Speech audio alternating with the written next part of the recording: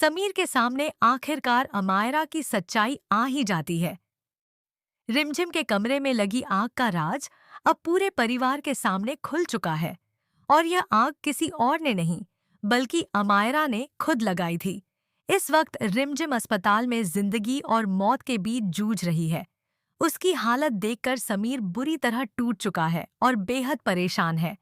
तभी अचानक एक अनजान आदमी आता है, चुपचाप एक पेन ड्राइव समीर के हाथ में थमाता है और बिना कुछ कहे वहां से चला जाता है। समीर हैरान रह जाता है, यह आदमी कौन था और इस पेन ड्राइव में आखिर क्या है। इतने में डॉक्टर आकर बताते हैं कि रिमझिम को थोड़ी देर में होश आ जाएगा। समीर के मन में कई सवाल हैं, लेकिन फिलहाल उसकी सबसे बड़ी चिंता रिमझिम है। जैसे ही समीर रिमझिम के कमरे में जाता है, वह पेनड्राइव टीवी में लगाता है। टीवी ऑन होते ही एक चौंकाने वाली रिकॉर्डिंग सामने आती है। वही कमरा, वही जगह और अमायरा अपने हाथों से आग लगाती हुई साफ दिखाई देती है। उसी समय मोहिनी और अमायरा भी वहां पहुंचती हैं। उनका मकसद रिमझिम की हालत जानना नहीं, बल्कि यह देखना होता है कि वह जिंदा है या नहीं।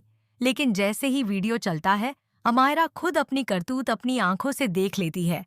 सच्चाई सामने आते ही अमायरा समीर के सामने हाथ जोड़कर माफी मांगने की कोशिश करती है, लेकिन इस बार समीर का दिल पूरी तरह टूट चुका है।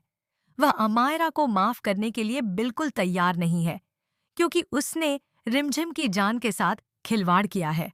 इसी बीच मोहिनी और अमायरा को शक होता है कि यह पेनड्राइव कार्तिक ने ही भेजी है, क्योंकि इस समय उनका सबसे बड़ा दुश्मन वही है। वीडियो देखने के बाद समीर का गुस्सा फूट पड़ता है।